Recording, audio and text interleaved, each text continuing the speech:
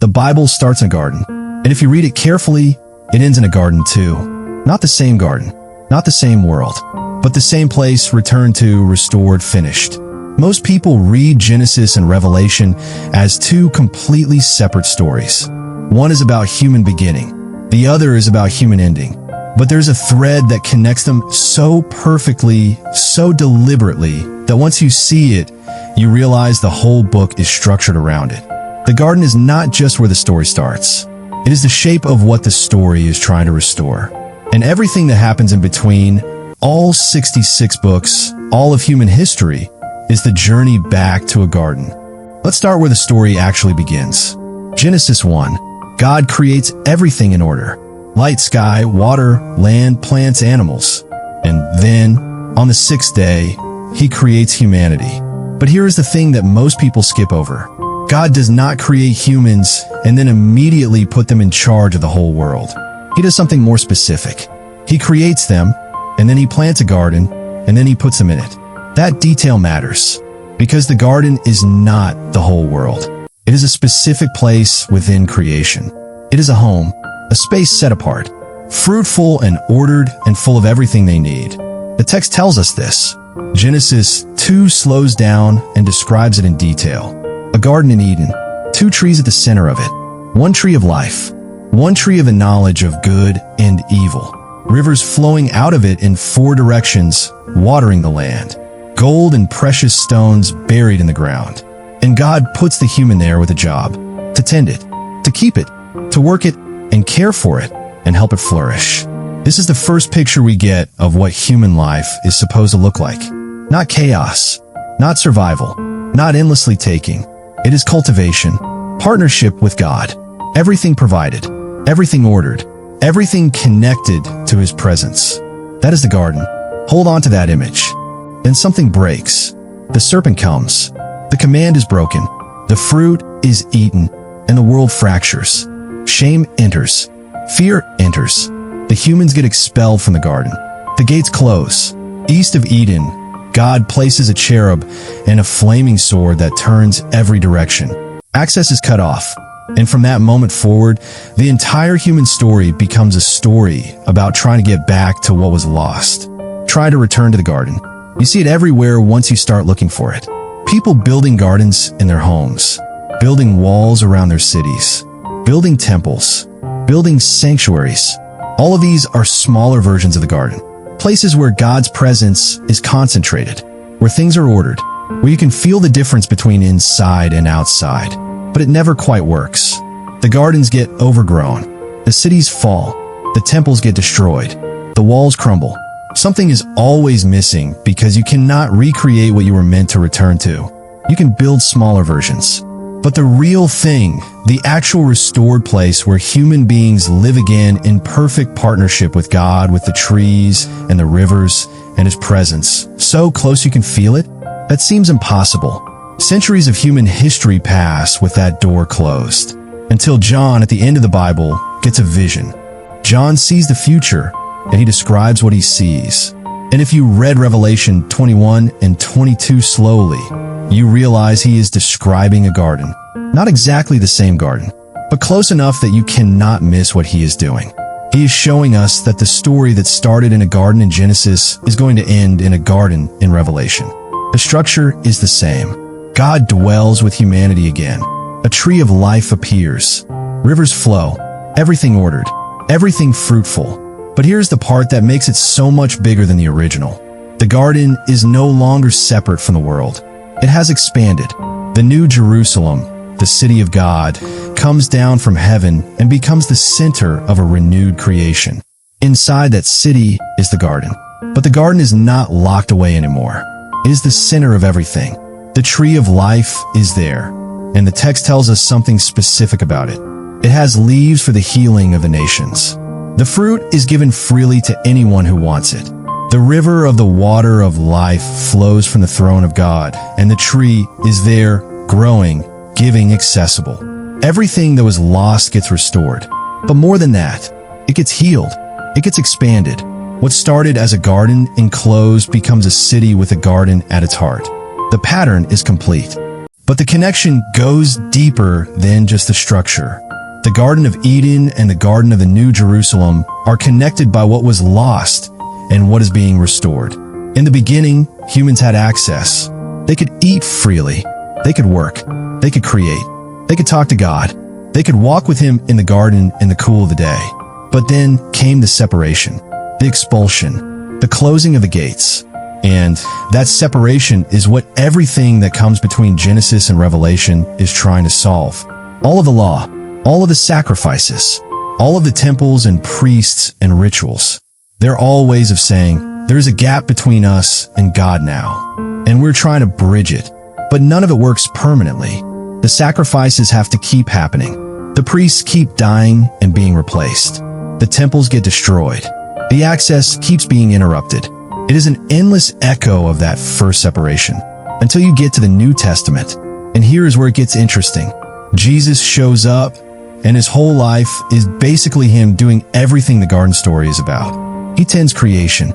He heals the sick. He feeds people. He establishes new life in people who thought they were dead. He is, in a sense, doing the gardener's work in a fallen world. But the deeper thing He does is solve the separation problem. He dies. He offers Himself as the final sacrifice. The gap closes. The access is restored. It is not about the location of a garden anymore.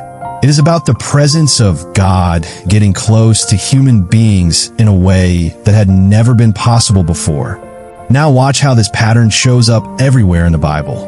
The garden has a gate that is sealed off. Israel, God's people, eventually get to build a temple in Jerusalem. And the temple has gates too. And inside the temple, there is a garden of sorts. There are gardens mentioned in the courtyard.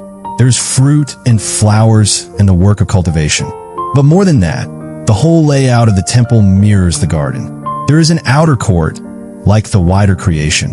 Then inner courts, getting closer to God's presence, until you reach the Holy of Holies, where God dwells, where the presence is concentrated, where only one person can enter once a year on one specific day with blood. It is a smaller, controlled version of the garden, a way of saying, this is what it was like. This is the model. But we are separated now, and this is the closest we can get. Then you move to the New Testament, and Jesus says something that sounds strange if you're not listening carefully. He says, destroy this temple, and I will raise it again in 3 days. And everyone thinks he is talking about the building, but he is talking about himself. His body becomes the new temple, the place where God and humanity meet. The barrier is torn down. The separation is breaking. And then, in the end, John's vision shows us that this temple is no longer a building at all. It is the presence of God itself. The text says, I saw no temple in the city, because the Lord God and the Lamb are its temple. There is no building. There is no barrier. There is just presence. God and humanity are together again. The garden is restored. The separation is healed. Here is the thing that makes this connection so powerful. The garden was never really about geography. It was not about a specific plot of land in ancient Mesopotamia that we lost and have to find again. It was always about a relationship, a state of being where humanity lived in direct, unbroken connection with God, where work was joy, where provision was secure, where creation was in order, where you could walk with Him and talk with Him and exist in His presence without fear. That is what the garden represented. And that is what was broken when the humans ate the fruit and shame entered and they hid and got expelled. And that is exactly what Revelation is showing us being restored. Not a place you have to travel to, but a presence that is so close, so real, so undeniable that you are living inside it again. God dwells with humanity. They see His face. No more separation. No more barriers. No more closed gates. The healing of the relationship is the restoration of the garden. This pattern helps you understand something that confuses a lot of readers. Why does the Bible spend so much time on the law and the sacrifices and the temple rituals if it is all going to be done away with? The answer is that these are not failures. They are echoes. They are the way the people in the Old Testament period tried to maintain access to God, to bridge the gap. The law was a way of saying, if we live this way, if we stay in right relationship with God, maybe the separation will heal. The sacrifices were a way of trying to put things right, of trying to restore what was broken. The temple was a way of concentrating God's presence in a place where you could at least get close. They were all real and meaningful, but they were all temporary. They were pointing towards something. They were all ways of saying, we are separated. We want back in the garden. Can we figure out how? And then Jesus answers that question in the most direct way possible. He enters the world. He heals. He teaches.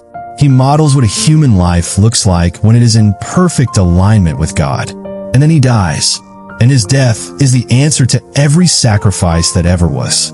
His resurrection is the answer to every law that was ever written. His presence, working through his Spirit, is the answer to every temple that was ever built. And the ending, the New Jerusalem, the restored garden, is the promise that one day the gap will be fully, finally, completely healed. There is another layer to this that is worth seeing. In the garden, there are two trees.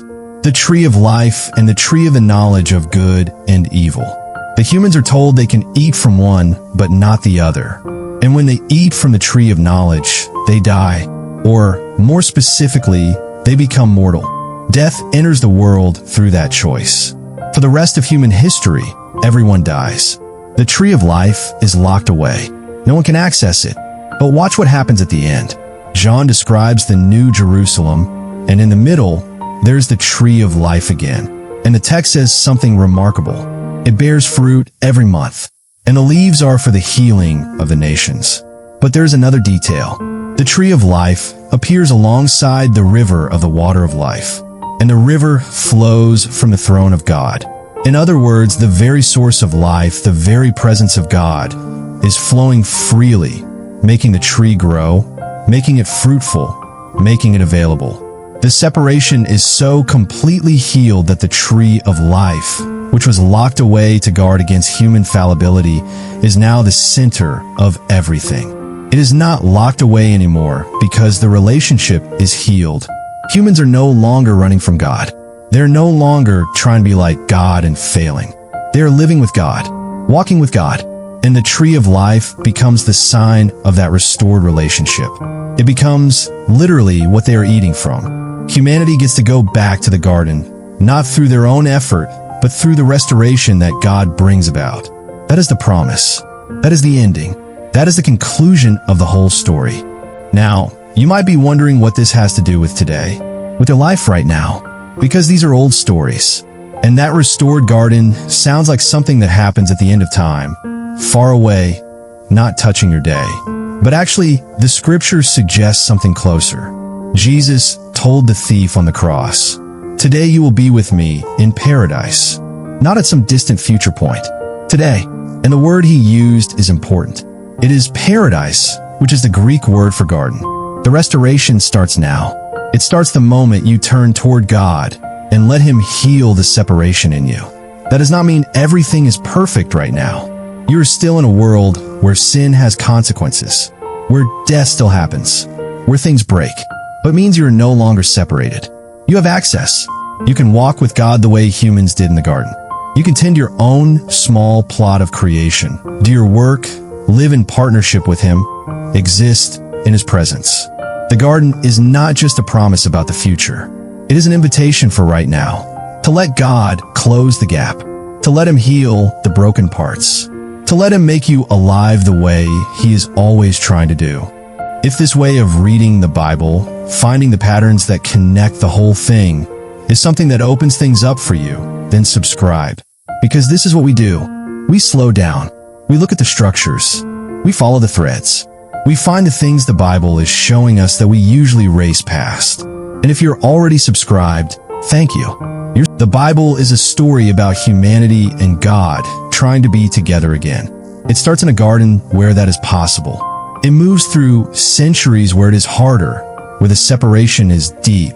It moves through the law and the sacrifices and the temples, all of which are ways of trying to bridge the gap.